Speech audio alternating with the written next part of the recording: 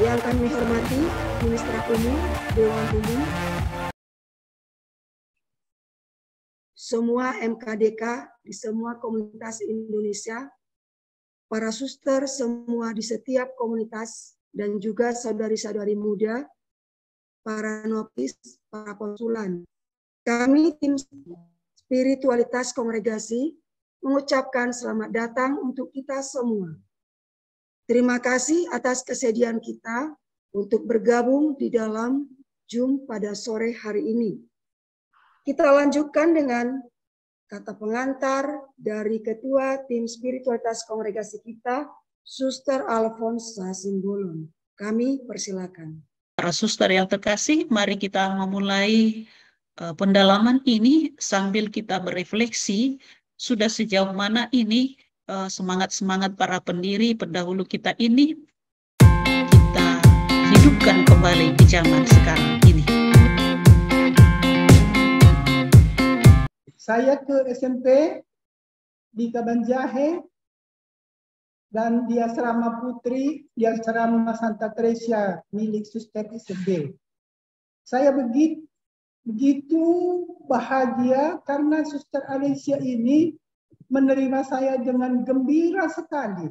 Mama dan bapak saya pun sungguh merasa percaya sekali bahwa saya dititip sama dia di asrama.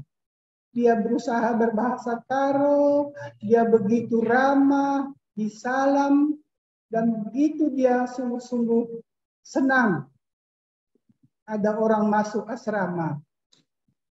Gitulah pengalaman awal yang saya mengenal suster misionaris. Nah, selama di biara, para suster kita ini sering berkisah begini. Pengalaman mereka, waktu mereka di Indonesia ini, awal-awal dulu, mereka pernah ditawan oleh tentara Jepang dalam kamp tahun 1942. Karena kota Medan ini telah diduduki oleh tentara Jepang. Maka suster misionaris dan semua Belanda menjadi tawanan. Makan tersiksa, berdoa tidak bisa, apakah nanti kami mati di dalam kamp ini. Nah, jadi punyalah SFD kalau itu yang terjadi, saya pikirkan. Kalau mereka itu tidak lanjut, tidak ada SFD. Maka syukur sekali lah mereka juga bertahan dan gigih dan benar-benar mereka berjuang untuk mempertahankan kongregasi. Mereka sungguh menderita. Kalau mereka bercerita begitu berat. Berdoa harus sembunyi-sembunyi. Doa rosario harus diam-diam. Kalau mereka suka berdoa. Mereka suka kumpul untuk doa rosario. Tapi tidak boleh. Jadi mereka juga katakan kami sangat sedih. Karena sekolah-sekolah kita semua ditutup. Anak-anak asrama kita semua dipulangkan ke orang tuanya. Jadi semuanya hilang, tidak ada lagi. Mereka di Pulau Brian, di asrama, ataupun disiksa begitulah. Selama 3,5 tahun. Tanpa misa. Itu sedih mereka tidak ada misa ini. Saya kadang-kadang berbahagia tak ada misa kan. Tapi ya mereka ini cerita bersedih tidak ada misa. Di pengalaman ini saya sungguh merasakan bahwa mereka juga seperti pendiri. Yaitu berdayung-dayung mereka di Sumatera, di Indonesia ini untuk memperjuangkan kongregasi yang kami cintai ini. Banyak perjuangan yang harus mereka lalui. Tetapi apa yang para suster ini katakan? Di tengah susah dan derita ini, kami tetap percaya kepada Tuhan. Kami banyak berdoa. Pasrah kepada Tuhan. kami tetap berusaha untuk berbagi bersama. Apa yang ada, kami bagi. Kami makan bersama-sama. Dibagi juga kepada orang lain. Semakin hari saya semakin mengenal suster-suster Belanda yang menjadi misionaris empati, yaitu Suster Emmanuel, Moeder Gabriel, Suster Giovanni, dan Suster Redempta. Dari mereka saya melihat dan belajar bagaimana menerima sesama, terutama yang terkecil, yang terbuang. Mereka tidak kenal lelah. Dan Suster Emmanuel adalah seorang pendengar yang sangat baik. Dan kulihat sikapnya, sikap hatinya kepada orang kota. Suster Emmanuel ini bahkan orang gila pun dirangkulnya. Ini yang sangat mengesan bagi saya. Seorang yang sangat sederhana dan punya hati untuk semua orang. Sekali waktu saya memang dibawa ke tempat orang yang rumahnya itu seperti setinggi meja, itu gubuk kecil sekali. Dan Suster Emmanuel begitu perhatian dan begitu memberi hati kepada orang itu. Selain Suster Emmanuel, saya juga kenal Suster Giovanni, seorang pelayan yang serba bisa dan selalu siap sedia untuk membantu orang lain. Ia tidak kenal lelah, tidak pernah mengeluh sakit, meskipun sakit benar, tapi dia tidak pernah mengeluh. Kalaupun sakit, dia sebenarnya berusaha untuk mengatasi sendiri. Suster Giovanni memang tegas, kadang-kadang terasa kasar, tetapi hatinya sungguh-sungguh sangat lembut dan baik. Ada juga Moeder Gabriel yang menjadi moeder kami cukup lama, seorang yang ramah, lemah lembut dan rendah hati. Dan suster ini sangat-sangat dewasa, ya, rapi dalam penampilan dan juga dalam sikapnya yang begitu halus, begitu anggun, begitu.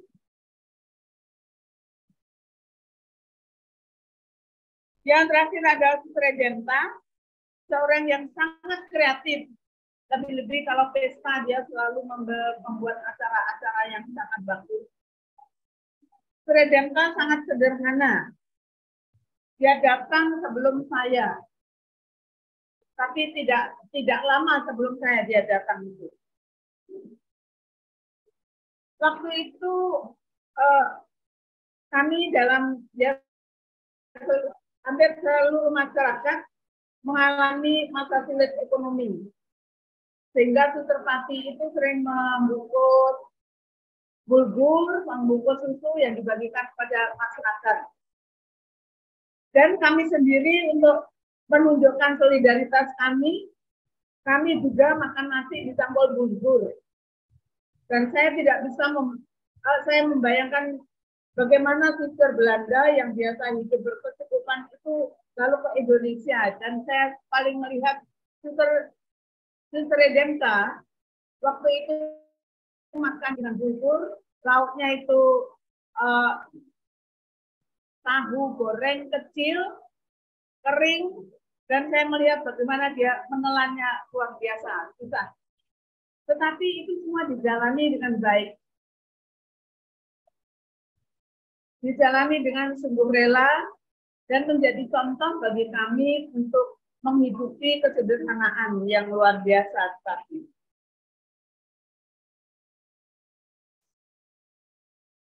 Dari situlah saya benar-benar belajar dari para suster misionaris untuk menerima segala keadaan. Menjadi pelayan yang sungguh rela, sungguh menyediakan waktu bagi orang lain. Memang saya akui bahwa banyak, ya, atau mungkin banyak hal yang belum bisa kita jalani meskipun kami mengalami hal-hal.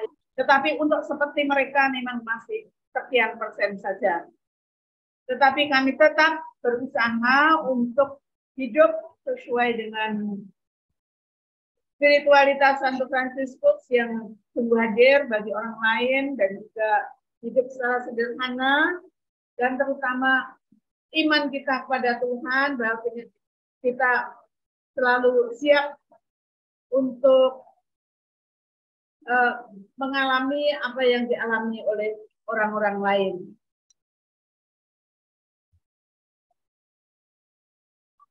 Dari merekalah kami mendapat warisan hidup, terutama saya, meskipun sederhana, dan mereka yang punya empati besar terhadap orang-orang susah, mereka sungguh rajin dan giat, kerja keras, dan sungguh siap sedia untuk menderita, dan hal ini menjadikan kami semuanya mewarisi hal-hal yang mereka hidupi secara sederhana. Pengalaman-pengalaman saya dengan suster Belanda, saya kira tidak terlalu banyak, tetapi sungguh memberikan kebahagiaan bagi saya untuk tetap setia kepada panggilan, karena yang saya alami, terutama dengan Suster Immanuel yang punya hati yang sungguh luas, punya empati dan pengampunan, ya, maaf bagi kesalahan-kesalahan yang dibuat, dan dengan demikian kita tetap untuk berani untuk maju ke depan, untuk hidup sebagai Suster Fransiskus.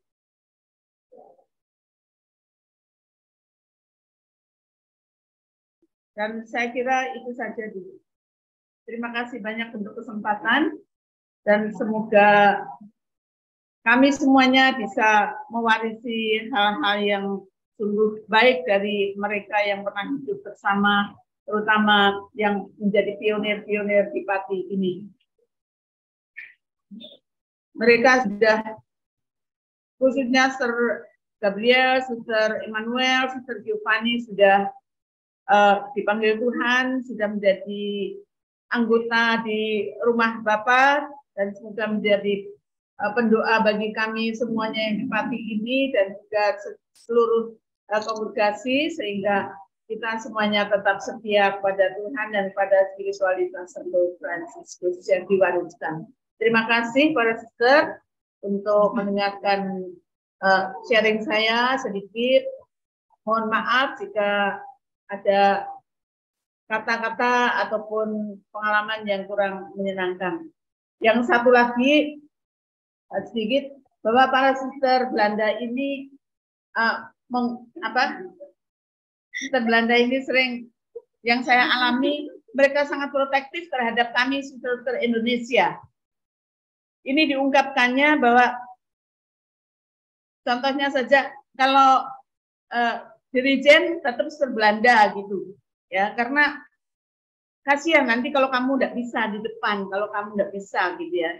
Tapi lama-kelamaan dengan berjalannya waktu, berjalannya kebutuhan ini, akhirnya suster Indonesia juga diberi kesempatan untuk menjadi dirijen, menjadi organis dan sebagainya, untuk maju di gereja, dan juga tetap diberikan kesempatan untuk mengajar memangnya di sekolah-sekolah.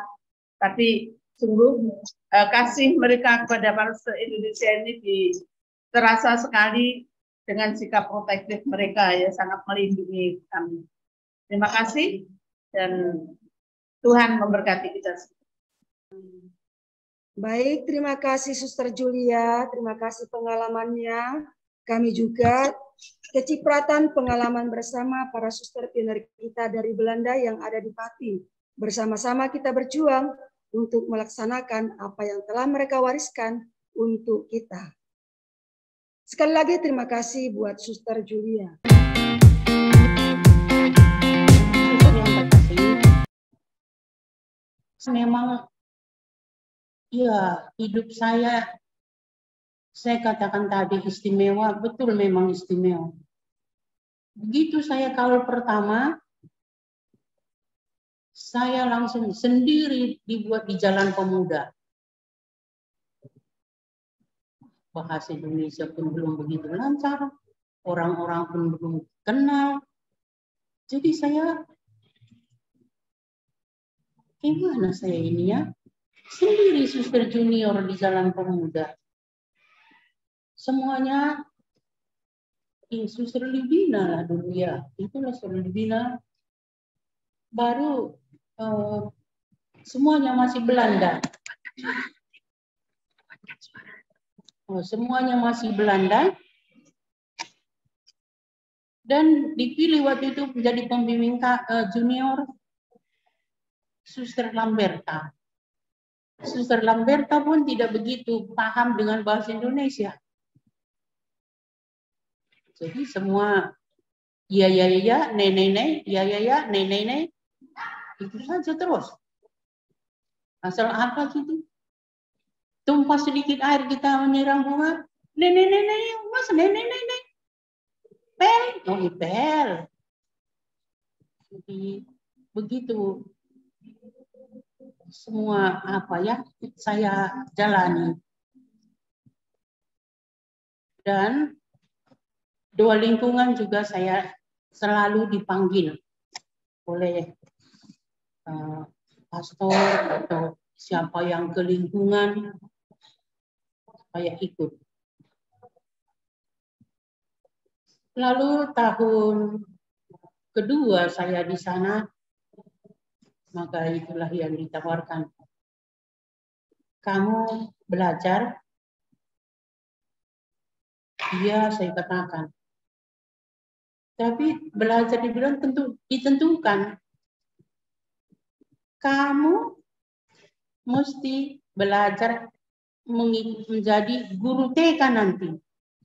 Guru TK. Tapi sih tidak sendiri kamu ya. Ada kalian 3 orang nanti. Boleh saya tahu namanya? Kamu, Patricia, Florencia. Kalian bertiga menjadi guru TK. Oh iya, kami jalani. Begitu kami jalani di sana, kami ada berapa orang, kami sempat dengan Suster Aurelia, Suster Anastasia di Jalan Pemuda. Masing-masing kami menuju tujuan kami kalau sudah pagi-pagi selesai misa. Suster Anas dengan Aurelia ambil sepedanya, kami jalan kaki ke sekolah kami. Itulah kami jalani. Maka saya pun merasa senang di Jalan Pemuda bersama dengan Suster Lamberta, dengan Mother Catherine yang tidak tahu bahasa, hanya baik hati, asal sudah tepat jam 10. Drinken, come, drinken. Itulah selalu diucapkannya. Jadi akhirnya tahu, oh drinken, come, oh minum, mari. Oh itulah. Jadi saya terus mengerti bahwa itu dan tetap ya tepat waktu, tidak boleh tunda-tunda.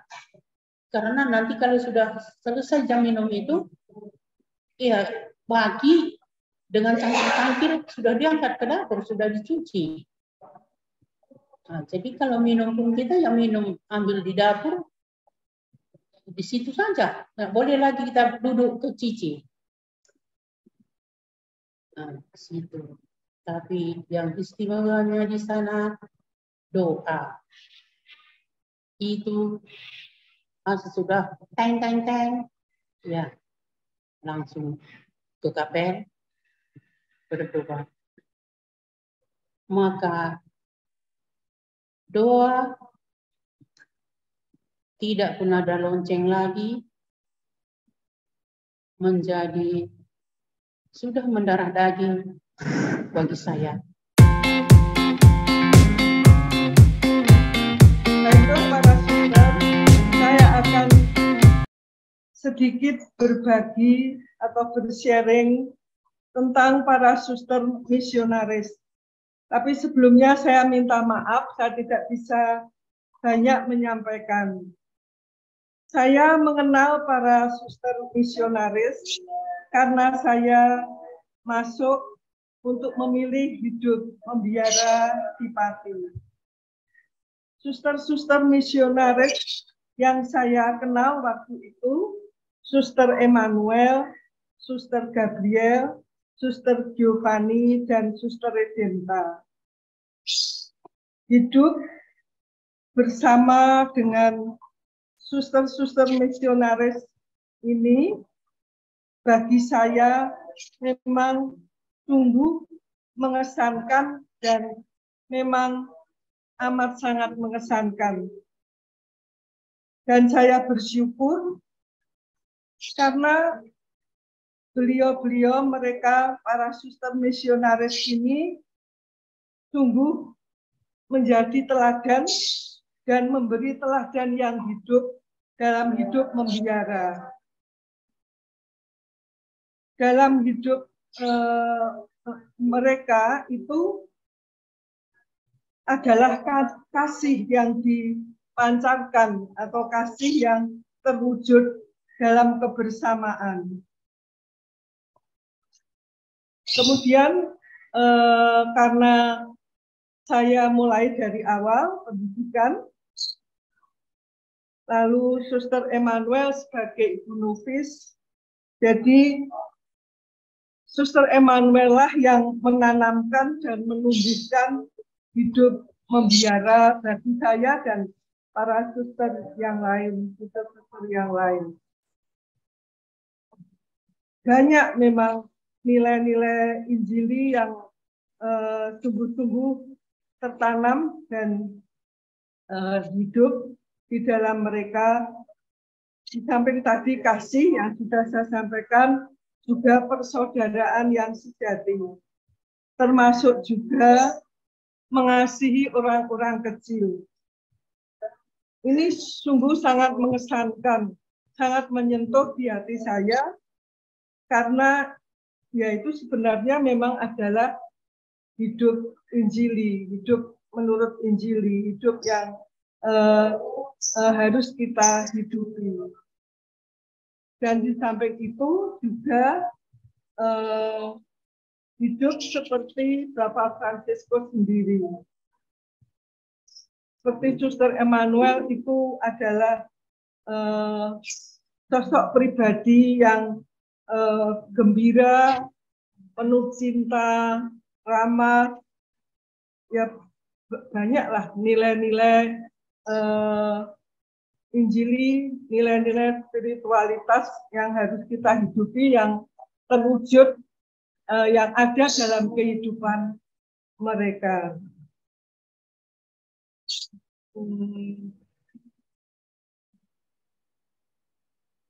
Lalu suster-suster yang lain juga demikian, menurut karunia atau kepribadian mereka masing-masing. Suster Gabriel juga dengan keibuannya, dengan kasihnya, Suster Giovanni juga dengan kasihnya dan banyak teladan mengasihi orang kecil dan melayani dengan tulus dan penuh kasih. Demikian juga Suster Redenta, banyak nilai-nilai hidup membiara yang mereka pancarkan, sehingga itu semua dapat kita warisi, dapat menjadi warisan yang sangat berharga dalam hidup membiara kita. Minta maaf, saya kira sekian saja Suster yang dapat saya sampaikan. Terima kasih banyak. Dari tadi sudah 5 suster yang bersharing. Ada yang sangat menarik dan hampir rata menyatakan ramah. SFD itu adalah ramah. Semoga itu menjadi tanda pengenal kita. Baik, terima kasih Suster sekali lagi Suster Margareta. Sekarang kita beralih ke Borneo. Kami persilakan Suster Dominic untuk berbagi pengalamannya bersama para suster misionaris kita. Silakan Suster Dominic.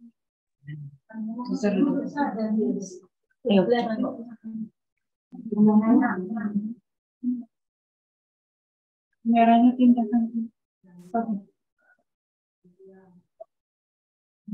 Udah ya.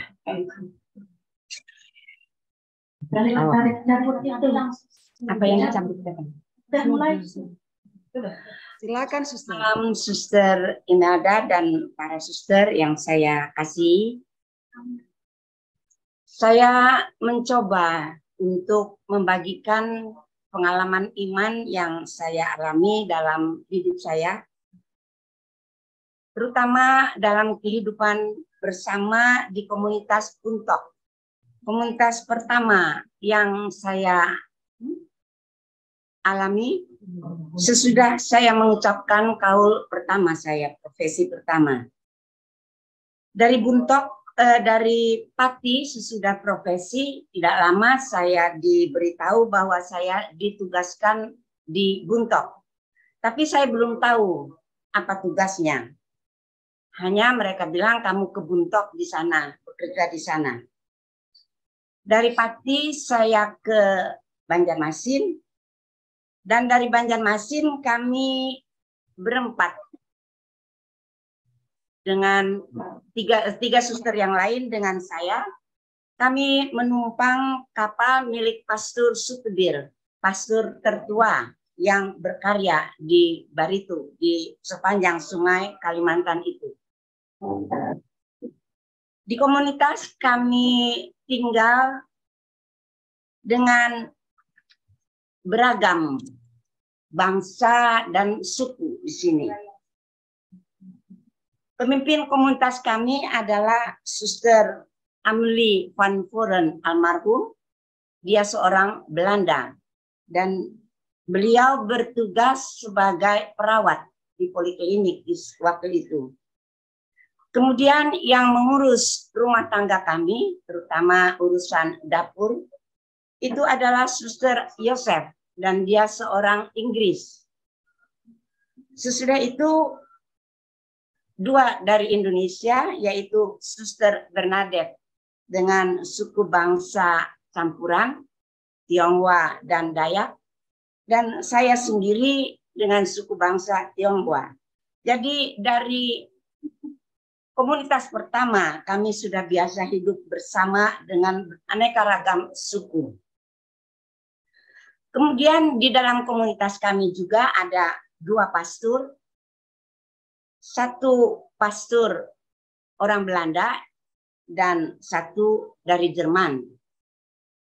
Baik Suster Amelie maupun Suster Yosef yang sudah almarhum, mereka sudah berumur cukup 50 tahun lebih waktu ke Buntok.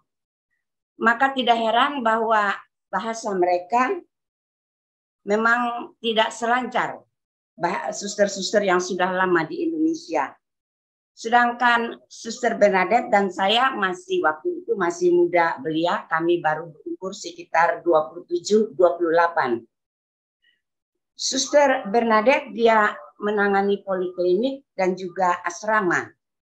Dan saya sendiri menangani sekolah yaitu SMP.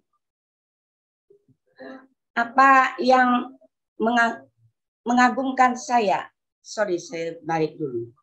Suster Yosef sebagai pengurus rumah tangga, dia memelihara supaya kami tetap sehat. Karena itu dia menyiapkan makanan pagi dan juga malam untuk kami. Dan kami selalu makan bersama dengan dua pastor di sana. Juga pada rekreasi malam. Sedangkan makan siang kami dibantu oleh seorang ibu. Kemudian Suster Amelie bertugas di poliklinik pagi, siang, dan juga sore. Biasanya kalau pagi dibantu Suster Bernadette dan kalau Suster Bernadette sibuk di poliklinik dibantu oleh Pastor Stalhake yang sudah sangat biasa dengan masyarakat di sana. Jadi lebih mudah bagi Suster Amelie untuk menangani tugasnya, untuk melayani mereka. Itu yang menjadi tugas kami. Dan yang sangat mengagumkan bagi saya dalam hidup bersama mereka, itu adalah saya melihat bahwa mereka sungguh-sungguh mengabdikan dirinya secara total kepada masyarakat di sana yang saya tidak bisa mengatakan miskin, tetapi hidup sederhana sekali. Dengan juga baik dalam pengetahuan maupun dalam kehidupan sehari-hari. Dan suster itu mampu untuk menangani mereka, untuk menyesuaikan mereka. Sehingga di poliklinik pun berduyun-duyun orang datang. Karena mereka tahu bahwa di situ akan mendapat pelayanan yang baik dan diberikan obat yang cocok dan juga tidak terlalu mahal. Suster Yosep yang juga selalu gembira dalam menjalankan tugasnya. Namun karena beliau sudah tua, jadi memang juga banyak lupa seperti saya sekarang juga. Kalau dia masak,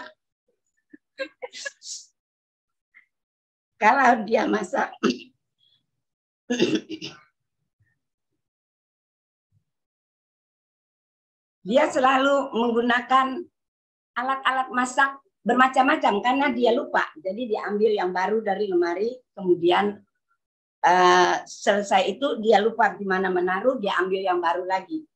Maka tidak heran kalau bagian pencucian, yaitu Bernadette dengan saya, mendapatkan tugas yang bertumpuk. Tetapi karena mereka begitu melayani kami dengan semangat, maka hal ini pun tidak mengecilkan hati kami. Kami layani juga mereka dengan sepenuh hati kami.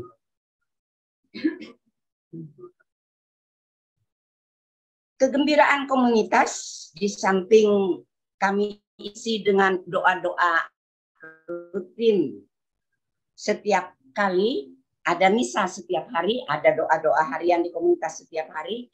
Tapi pada malam hari kami juga selalu rekreasi bersama-sama dengan pastor, main kartu kanasta atau mendengarkan pengalaman pastor yang pergi ke stasi. Dan waktu itu tidak ada listrik, jadi kami hanya diterangi oleh lampu Storm King, lampu yang besar itu pada waktu itu. Dan memang panas bukan main, tetapi toh karena situasi yang menyenangkan kita semua bertahan dengan segala senang hati. Juga kami ikut pastoral keliling untuk doa malam di lingkungan-lingkungan, dan Suster Yosep tidak mungkin untuk ikut lagi karena dia sudah memang jauh lebih tua dari Suster Amelie. Tapi Suster Amelie ikut hanya dengan masalah karena bagi Suster Amelie makan itu sulit sekali. Jadi kalau pergi ke lingkungan memang kami semua berusaha untuk menyembunyikan supaya tidak kelihatan bahwa tidak makan. Kadang-kadang anak asrama berada di samping dia. Jadi kalau anak asrama makan cepat-cepat, piringnya yang kosong cepat ditukarnya dengan piring Suster Amelie yang masih berisi. Lalu kemudian mereka makan lagi isi piring itu.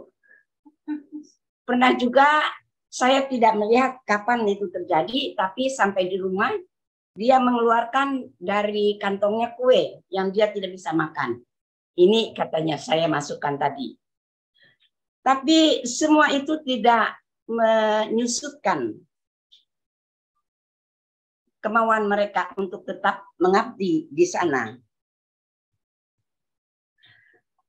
Satu hal-hal yang saya pelajari di situ adalah bahwa kami berbeda satu sama lain. Kami berbeda dalam kebangsaan, dalam suku. Kami berbeda dalam bahasa. Kami berbeda dalam bentuk makanan yang kami makan. Tetapi kami menerima satu sama lain dan kami melayani satu sama lain. Dan ini komunitas pertama yang menjadi pelajaran pertama juga bagi saya. Di sini juga saya belajar untuk melupakan kesalahan orang lain. Karena kalau saya lihat di situ ada pastor Jerman, pastor Belanda, mereka selalu ribut, lalu berkelahi. Berkelahi artinya bukan dalam hal-hal yang serius, tapi saling melecehkan, boleh dikatakan, atau meledek. Bukan melecehkan, tapi saling meledek, tapi kemudian mereka sudah bersahabat lagi. Saya pikir ini adalah suatu pelajaran yang baik bagi kami yang masih muda.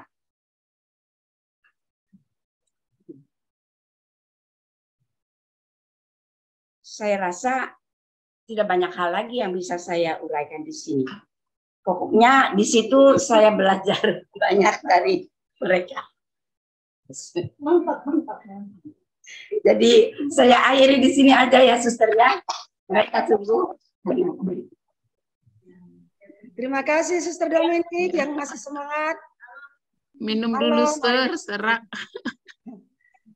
Baik, terima kasih Suster Dominik. Kita bersama-sama ya, Suster, untuk kembali belajar melayani satu sama lain. Sekarang kita berangkat ke Simpang Mutiara. Kami persilakan Suster Fidelia untuk berbagi pengalamannya bersama para suster misionaris kita. Silakan Suster Fidelia, ya buat suster.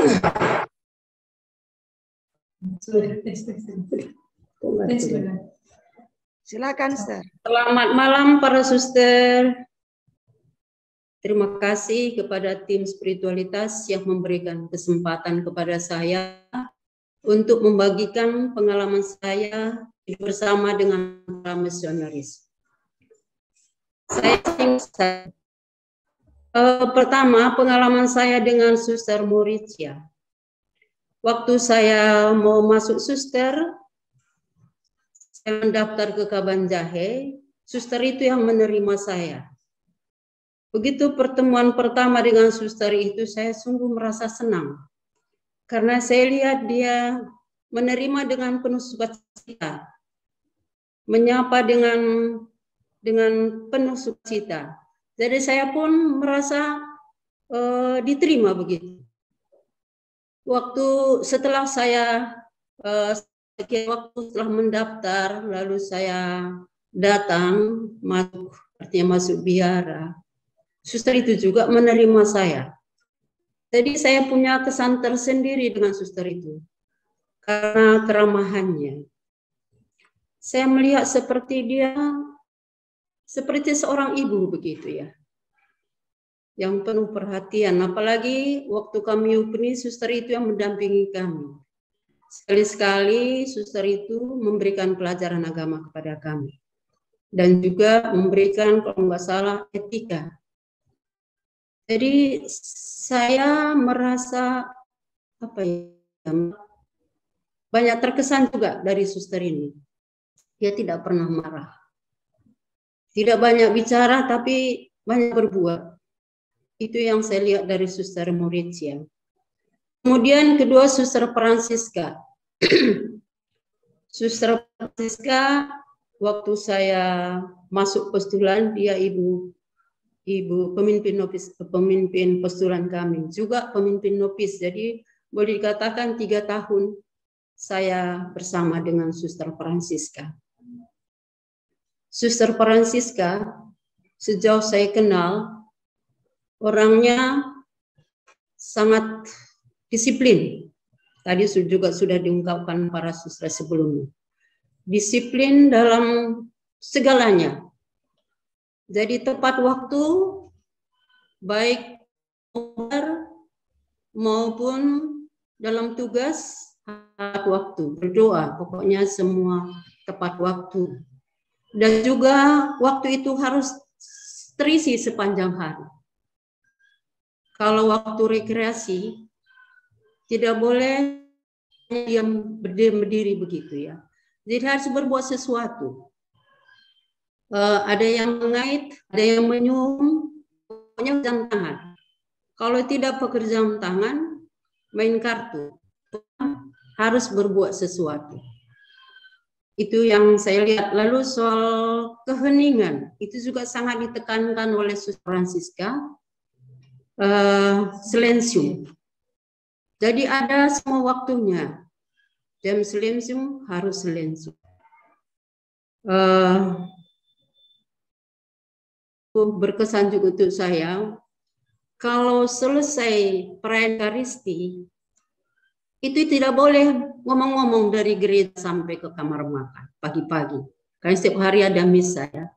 Tidak ngomong-ngomong. Jadi sering mengatakan kita baru saja menyambut tubuh Kristus. Jadi kita tetap berrelasi dengan Tuhan Yesus katanya. Tapi terakhir-terakhir akhir-akhir ini kayak sepertinya sudah mulai kurang ya. Begitu selesai dari gereja langsung ngomong-ngomong gitu. Itu satu. Kemudian waktu malam juga kalau sudah dua penutup tidak boleh lagi berbicara dengan siapapun. Pokoknya ada jam-jam silensium yang harus ditepati. Kemudian selain daripada disiplin keheningan atau silensium ini, mula-mula dulu saya novisiat, saya merasa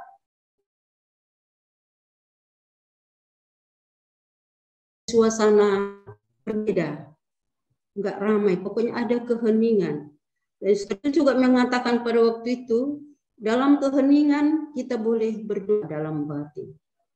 Waktu kita bekerja, kita juga, kalau kamu setrika baju temanmu, doakanlah temanmu itu. Kalau kamu mengepel lantai, doakanlah siapa yang akan masuk ke ruangan, begitu ya. Jadi doa itu dalam keheningan begitu sungguh ditekankan oleh Suster Francisca. Lalu satu hal lagi yang sungguh berkesan untuk saya waktu saya nopis, ada pelajaran yang diajarkan oleh suster itu dari Perjanjian Lama mengenai Bapak Abraham, panggilan Bapak Abraham. Itu sangat jelas dan masih segar di otak saya ya. Bagaimana Abraham dipanggil dari tempat tinggalnya menuju tanah Kanaan, ditunjukkan juga peta begitu ya. Itu sangat berkesan untuk saya, dikaitkan juga dengan panggilan kita yang meninggalkan keluarga menuju tanah terjanji. Kemudian pengalaman lain, pengakuan dosa, itu harus minimal 2 minggu sekali. Pastor sudah siap menunggu. Jadi kita tidak usah panggil pastor, jadi suster kerjasama antara suster kita dengan pastor begitu baik ya. Jadi mereka sudah hubungi pastor. Jadi kita sudah ya kita berdoa di gereja, mereka sudah siap, sudah tahu mereka siapa anak rohaninya. Jadi 2 minggu sekali itu buat. Soal bimbingan rohani memang zaman kami itu jarang. Tapi kalau kita mau bimbingan rohani, kita izin boleh minta kepada pastor karena dulu kita pembimbing rohani kita adalah para pastor begitu ya. Kemudian hari Sabtu itu ada kerja bakti. Setelah makan siang semua harus kerja bakti, semua dibersihkan, lemari dibongkar, piring-piring dirapikan semuanya. Jadi tidak tunggu 1 tahun begitu ya. Artinya setiap hari Sabtu ada kerja bakti dan tidak ada itu siang. Itu juga termasuk pengabdian begitu ya, tiraga. Itu kemudian ada kalanya suster suruh kami refreshing ya. Refreshingnya disuruh jalan keluar dari kota Kabanjahe masuk ke kebun orang, jalan saja gitu. Dia suruh memperhatikan apa yang kita jalani. Ini pengalaman ini menguatkan panggilannya. Antara lain saya lihat banyak orang bekerja keras. Kalau tidak jadi suster harus begitu, harus kerja keras mencari nafkah gitu ya. Jadi itu muatkan panggilan saya. Syukurlah saya dipanggil menjadi suster. Saya tidak terlalu ya kerja keras seperti mereka begitu itu. Jadi itu pengalaman yang sungguh berkesan untuk saya untuk menguatkan panggilan saya.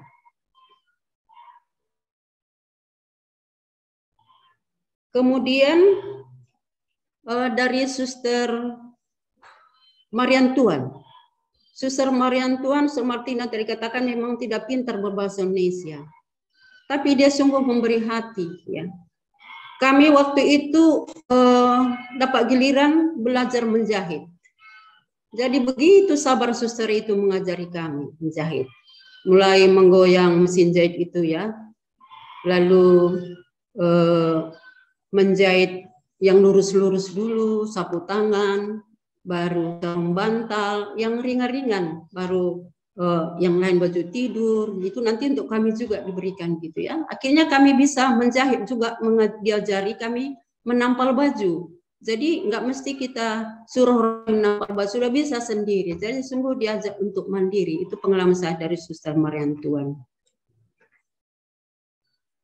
Apalagi saya merasa para suster banyak kenangan yang indah, yang sungguh berguna untuk saya dari pengalaman hidup bersama dengan mereka. Walaupun boleh dikatakan hanya terbatas, hanya Suster Francisca yang lebih lama, yang lain hanya sebentar. Kemudian pengalaman indah juga yang tak bisa terlupakan oleh Suster Redemta. Waktu itu dia ke Kabanjahe, ke Medan dengan Suster Rafael. Ada acara itu di Medan, lalu dia menyampaikan kata sambutan, lalu disampaikan satu kalimat dari Kidung Sakaria. Jadi setiap kali saya mendoakan Kidung Sakaria ini, saya ingat Suster Redemta. Kalimatnya yaitu kalimat yang ke-15 yang berbunyi, agar kita dapat mengabdi kepada tanpa takut dan berlaku kudus dan jujur di hadapan seumur hidup. Inilah tetap menjadi perjuangan saya dan perjuangan kita. Hanya sekian sudah, terima kasih. Mohon maaf atas kekurangan saya. Terima kasih. Selamat malam. Terima kasih Suster Fidelia, pengalamannya kembali mengingatkan kita akan tradisi-tradisi kongregasi kita yang hampir mulai hilang atau memudar. Semua yang Suster katakan ini sangat bermakna untuk kita kembali melihat kehidupan kita sebagai SFD di dalam kebersamaan di komunitas. Khususnya silensium, hening. Tempat-tempat hening semakin memudar dalam komunitas kita, termasuk silensium. Ya, berjuang kita bersama untuk menghidupkannya kembali di komunitas-komunitas kita. Sekali lagi, terima kasih ya Suster Fidelia. Semoga nanti ini dimuat dalam statuta. Baik, sekarang kita kembali ke Pulau Jawa. Kita kembali ke Pati mendengarkan sharing pengalaman Suster Teresia. Kami persilakan Suster Teresia untuk membagikan pengalamannya.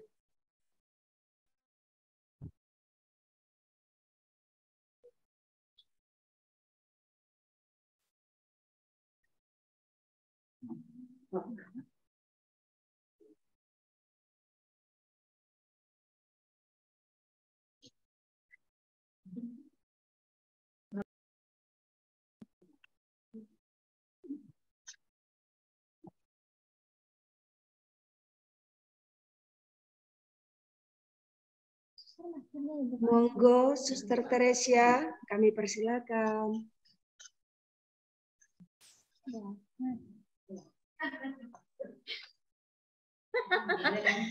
Selamat malam, Suster. Selamat berjumpa dengan saya, Suster Teresia dari Pati. Saya tidak banyak pengalamannya. Saya mengalami diam-diam, jadi tidak bisa bicara banyak. Sudah banyak yang diceritakan suster-suster terdahulu mengenai suster-suster misionaris. Saya kenal suster misionaris memang ya hanya di Pati. Yang saya tahu Suster Yusufina Yakob Yusofin Yakob, lalu Suster Maria Petra, Suster Bonifasia sedikit sekali karena dia sudah meninggal, Suster Giovanni, Suster Emmanuel, Suster Regenta, Suster Gabriel, ya. Suster Gabriel itu yang paling sepuh mudir yang saya punya di Pati, yang saya kenal mudir itu ya Mudir Gabriel, panggilannya begitu. Mudir Gabriel memang orangnya dekah, selalu rapi, rambutnya, bajunya, segala macam dia rapi. Nah, dan dia orangnya memang juga sederhana. Yang saya tahu, suster-suster misionaris kita, suster-suster Belanda itu sederhana. Karena saya sedikit mengerti pakaiannya, dia itu bisa dihitung dengan jari. Entah pakaian jubah, pakaian berwarna itu bisa dihitung dengan jari. Tidak seperti suster-suster sekarang. Pakaiannya banyak macam-macam, modelnya juga macam-macam. Itu yang menarik bagi saya. Lalu kalau kebiasaan suster Belanda itu memang disiplin, tertib. Kalau berkumpul bersama, entah sendiri, entah bersama itu selalu tertib, disiplin jam berapa, apa yang harus dibuatnya, apa yang harus dikerjakannya.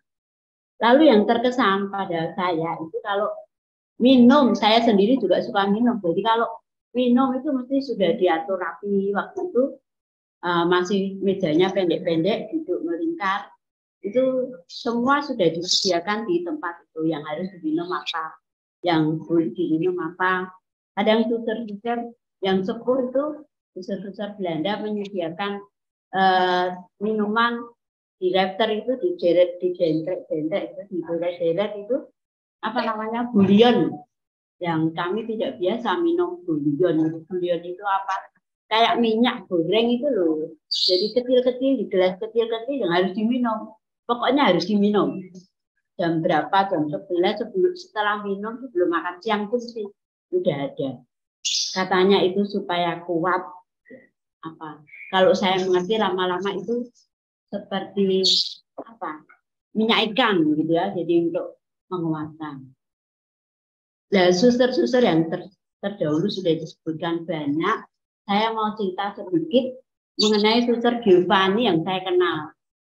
Waktu saya datang ke biara tahun 67, saya masuk sudah di biara sebagai calon, sebagai yubenis itu sudah kenal Suster Giovanni, orangnya gagah, kuat, seperti laki-laki, tapi cantik. Bahkan keluarga saya itu kalau melihat Suster Giovanni, itu suster cantik kok, bisa ngangkat meja besar itu panjang itu ngangkat sendiri. Dan itu betul, memang meja panjang itu yang kalau biasanya kami duduk meja panjang itu bisa 4 orang, kalau muka belakang itu ya berhadapan-hadapan bisa 6 orang, itu diangkatnya sendiri. Semua terkejut. Kok suster cantik itu bisa berbuat seperti itu, bisa menek-menek, bahkan dia itu naik, bisa naik atap, bisa membetulkan listrik, apa saja bisa dibuatnya. Sandal itu kalau rusak dia bisa paku-paku. Kalau sedang berolahraga dengan saya, Suster Giovanni suka olahraga. Jadi karena riwayat kecilnya, mudanya katanya dia suka berenang, suka berkuda, suka bermain kano, apa-apa itu. Di Pati juga suka berenang. Jadi saya ikut suka berenang. Ada gangguan. Jadi saya juga ikut berenang. Kalau pagi itu selalu berenang. Jadi ajar berenang. Nanti kalau kamu ditugaskan di Kalimantan itu perlu bisa berenang. Dirinya saya tidak bisa sama sekali. Jadi lama-lama berenang. Lalu ada aturan main di komunitas Pati itu, kalau Senin pagi acaranya berenang. Semua romo, suster, bruder berenang bersama-sama. Seakan-akan hotel Pati itu milik kita laki-laki. Siapa tidak boleh masuk, hanya Romo, Bunda, suster belajar berenang. Nah, saya juga bisa berenang karena belajar dengan Suster Giovanni itu, saya ulangi, saya mau cerita tentang Suster Giovanni. Selain orangnya kuat, dia siap sekali untuk membantu siapapun. Selain juga membantu orang-orang, saudara-saudara kita yang di Salus Populi, di orang kota, di Salus Populi. Ya, namanya katanya keselamatan. Pokoknya yang penting itu menjadikan orang itu selamat dan bahagia. Orang di sana dulu juga macam-macam tingkahnya, macam-macam asalnya, juga macam-macam yang harus dilayani. Syukur saya juga ikut melayani, meskipun bukan seperti Suster Giovanni. Saya memang bukan orang kesehatan. Saya hanya ikut menyiapkan kamarnya, menyiapkan kebunnya, ikut berkebun di situ, menyapa dengan mereka, menyapa dengan mbah-mbah, kadang-kadang ya menganti, mendorong, ikut melayani, membuang sampahnya, membuang kotorannya, hanya gitu. Nah, Suster Giovanni apa saja bisa, nggak ada rasa jijik, nggak ada rasa takut, memeluk pun dia juga nggak apa-apa. Nah, Suster Giovanni itu yang menarik bagi saya, kadang orangnya keras dalam arti karena mengajar supaya kamu itu begini. Jadi kalau ketemu orang itu ya begini, menyebut nama sendiri itu tidak boleh nomor satu. Jadi misalnya diutus pergi, kamu pergi dengan siapa? Anna, Lucia. Nah, Teresa tidak boleh duluan, harus menyebut yang lain, lalu yang terakhir saya. Ya, itu harus dikatakan kemudian. Itu mengajar supaya tidak menomorsatukan dirinya sendiri. Jadi mesti menyebut dulu yang temannya yang lain. Jadi kalau membagikan minuman atau membagikan makanan tidak sendiri dulu juga, tapi mesti orang lain dulu dipersilakan. Silakan ambil dulu. Menyebut sendiri nanti, membagikan sendiri nanti. Itu yang saya ingat sampai sekarang. Lalu kalau Suster Giovanni itu bersalah, ada habis memarahi, dia juga mau minta maaf, tapi lucu caranya, tidak lalu minta maaf waktu tang berkelahi enggak. Lalu nanti diam-diam membawa bunga, lalu diam-diam membuatkan minuman, gitu. Itu caranya dia minta maaf. Itu yang menarik juga untuk saya. Jadi dia mau berbaik lagi. Lalu kalau malam dia tidak punya teman, kebetulan kamarnya itu berseberangan dengan saya. Dia ketok-ketok. Terus kamu tidur, sudah tidur? Belum. Ayo kita main kartu. Malam-malam main kartu. Jadi itu jam berapa malam tidak tahu. Nah, kalau dia tidak bisa tidur, minta main kartu dulu. Ditemani, saya temani. Kalau nanti kamu tadi malam, sekarang ngantuk enggak? Enggak, aku enggak ngantuk, suka juga. Itu orangnya sederhana dan terus terang kalau mengatakan itu. Jadi terus terang berbuat baik, melayani sesama, dan juga mau minta maaf. Minta maafnya meskipun dengan cara yang lain. Itu menarik bagi saya. Itu Suster Giovanni juga bersahabat dengan siapa saja. Kalau ada orang di luar yang sok bergaya-gaya gitu ya. Wong perempuan kok seperti laki-laki, kalau dia itu nyetir mobil itu toh kan kadang-kadang enggak Suster Giovanni ya pakai topi atau pakai apa disapa tuh. Mas dikira tidak bisa bahasa Jawa, lalu diomong-omongi oleh teman sopir lain itu bahasa Jawa. Wonten napa? Omong apa? Tidak ingat gitu ya. Tapi dia nggak marah juga, bersahabat dengan kita. Itu Suster Giovanni. Kalau seperti ada orang mau menampang gitu ya, dia kasih salam, aku kencang sekali, lalu dia tidak bisa apa-apa. Ya jangan begitu toh. Bahasanya ya aku tidak bisa niru Kak. Pokoknya maksudnya jangan begitu. Maksudnya Giovanni. Dengan siapa saja dia bersahabat. Dengan Bapak Bita pun dia bersahabat. Kalau Bapak Beda mengalami kesulitan di jalan atau apa, itu dia menolong, tidak apa memarahi atau apa, dia menolong orang apa namanya yang gelandangan, yang tidur di emperan toko pun dia menolong. Kamu punya selimut apa enggak, Tri? Ambil, tolong berikan dia. Macam itu. Nanti kita cari yang lain. Begitu selalu dia memperhatikan orang-orang yang diketemu di mana saja. Umat yang memerlukan apa, dia bantu. Ada ibu yang terlalu ke gereja, jalan kaki, rumahnya jauh, dia juga memberi pertolongan. Kalau perlu, dia omong-omong sama teman-teman. Lalu akhirnya dicarikan sepeda, supaya dia bisa bersepeda. Itu Suster Giovanni kebiasaannya seperti itu yang saya tahu. Lalu saya mau cerita sedikit juga dengan Suster Yosefin, Mudir Yosefin. Lalu saya mengalami sebentar karena lalu beliau dipindah ke Medan kalau tidak tidur. Kalau tidur siang, Suster Yosefin itu saya lihat tidak tidur.